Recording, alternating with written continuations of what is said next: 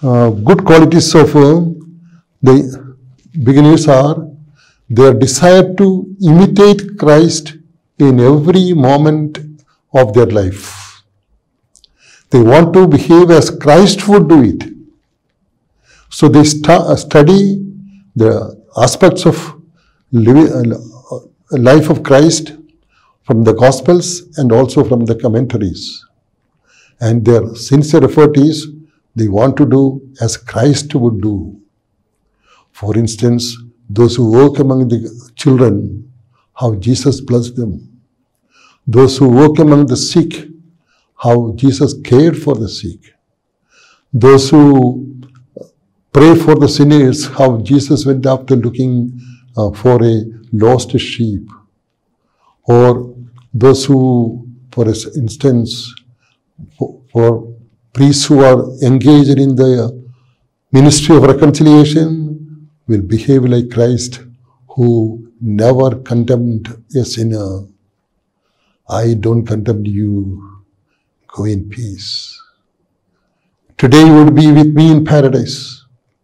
Such kind of very consoling words can be an inspiration for a priest who is in the beginning stage. Behave like, even later, behave like Jesus. This is a good part of the beginner. They want to imitate Christ in every aspect of their daily life. So they study about Him. And being a beginner, like a teenager, they are very enthusiastic. They are full of emotions and sentiments. So once they get this taste for meditation, they want to spend long hours in prayer. And not always, we'll see later. And also, they want to renounce every pleasure which would not contribute for the pure love of Christ. The third good aspect of the beginners is sublimation of senses. That means they not only discipline their senses, but also sublimate them.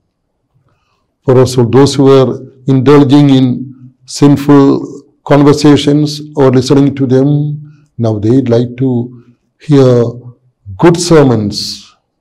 They like to attend more and more masses. They like to look at holy pictures. Sometimes they even spoil the taste of food by adding salt or water, making tasteless as a mortification. And they may also have,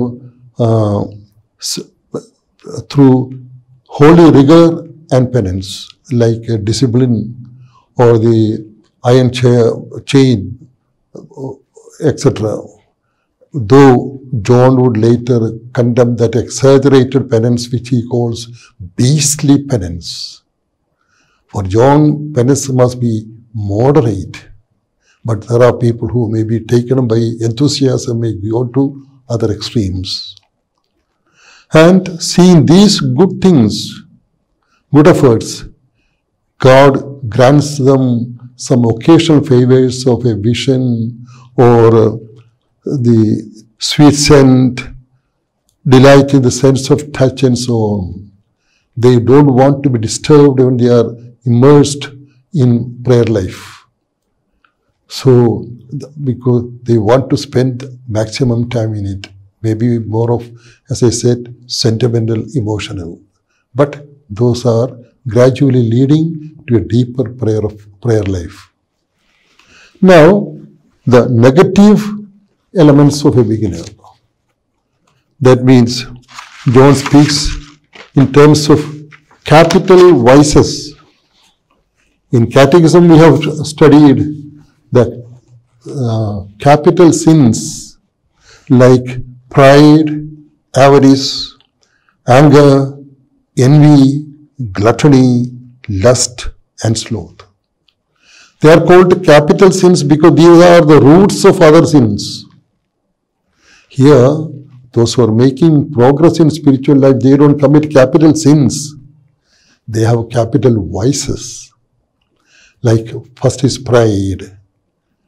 These beginners admire their own zeal and fervor. They want to appear holy. They dislike others when others are praised.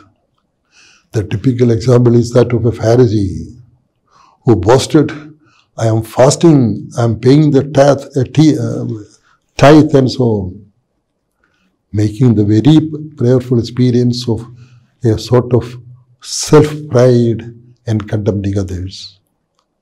And these beginners, in their enthusiasm, they like to instruct others, but they don't like to be instructed. And these are the people who want to write about their prayer experience. When John was in Segovia toward the last part of his life, there was a nun in Segovia, CARMEL, who wrote about her prayer experience and gave it to the Mother Superior. She sent to Father General, Father Doria. Doria, though he was a good administrator for this kind of theoretical aspect, he had to depend on John. So he passed that prayer experience, the report, to John of the Cross. And he studied it and wrote in the parallel what are the true characteristics of a good prayer experience, what are the experience of this particular sister. And he concludes telling the superior, ask her to stop writing this kind of nonsense. But there are people who like to make other people, more than helping them, to show that I am going through such wonderful experience, So that there is possibility for a beginner. Like John of the Cross, you must say, ask such people to stop such nonsense. Be humble, like the publican who bet his breast and say, have mercy on me, a sinner. Second, avarice, the greed. And here, greed for spiritual objects. They accumulate objects like rosary, medal, crucifix, and so on. They want to have more and more, like a child. Avarice for spiritual objects. And they also want to learn more and more spiritual maxims and counsels. Good thing, but exaggerated. They want to read as many books as possible. Again, good thing, but also to show other people, I have read that, I have read this. How that has gone into their life, we have to examine. Third, anger, spiritual anger. They are annoyed and irritated at the least thing over their own failures and the failures of others. Because they make over resolutions. Their spiritual diary can be filled with so many resolutions, but they don't succeed to practice it. And then they blame themselves. Oh me, I never succeed. Getting angry with oneself. And also sometimes they get angry with others. For example, one member comes to the community for prayer a little late. This person will say, oh, he or she is always late. Or when one breaks the rule of silence, oh, she is still like that, he is like that. They get angry about the failures of oneself and the failures of others. Then, fourth one, spiritual envy. They feel sad about the good of others and long for preference.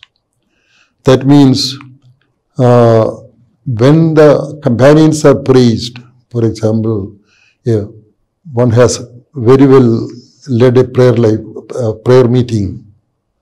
After the meeting, others may compliment. It was beautiful, good singing, good word of God, good sharing, etc. These people will feel sad about others. They should be happy because it did not come from them. So that is the envy. And also they prefer preference. Only I must be the first. That kind of weakness. That also is found among the beginners. And spiritual gluttony. Beginners exaggerate penance and fast in order to obtain their desires sanctioned they may evade obedience. In religious communities, we need permission from the superior or from the confessor for doing extra penances. And these are people who want to do more and more penance. On one side they also avoid penance. And to get this penance sanctioned, they may ask the spiritual guide or the confessor or the superior. And if they don't allow, they may evade obedience and do it. If it's for their own satisfaction, not pleasing God. So that's why spiritual gluttony. Gluttony is usually overeating. But here it is over spiritual eating, spiritual exercises to draw satisfaction from them. That also is a hindrance. Then, sixth one, lust. Lust in the capital sin stands for sexual tendencies and arousal. But those who practice mental prayer, these beginners, may have some sexual arousal, even thoughts and feelings, even during the time of prayer. And they should not be surprised. And finally, sloth or laziness. On one side, they have enthusiasm to spend long hours in prayer and so on. On certain days, they say they are fed up with prayer. A sort of disinterested, a lack of interest in prayer. And some may even give up prayer. And one characteristic of this spiritual vice is they avoid unpleasant things. Because even in spiritual life, there are certain things which are pleasing to each one of us. There's a beautiful sangmas or beautiful liturgy of the hours when it is sung. It's enjoyable. But there are certain exercises like way of the cross, especially with the long meditation. These people find it a sort of fed-upness in such practices. And finally, they want that God must sanction whatever they would ask.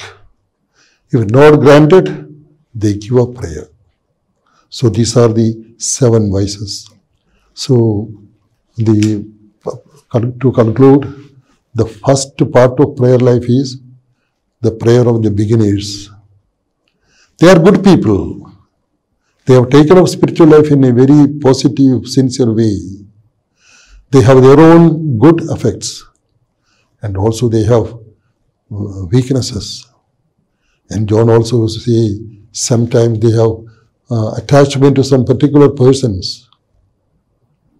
Like the life of Therese of Lisieux. There was a senior novice, Martha. She was fond of Therese. So that kind of particular attachment of people also can be experience of a beginner. So, to conclude, while appreciating the good things, we should not be surprised at their weaknesses, their imperfections. They are, in a way, it's a help for them to become humble, to accept they are not perfect saints. They are a blend of virtue and vice, prayer and sinful tendencies. So it will make them to make all possible effort to eliminate these things and grow in spiritual life. That would be the message for today.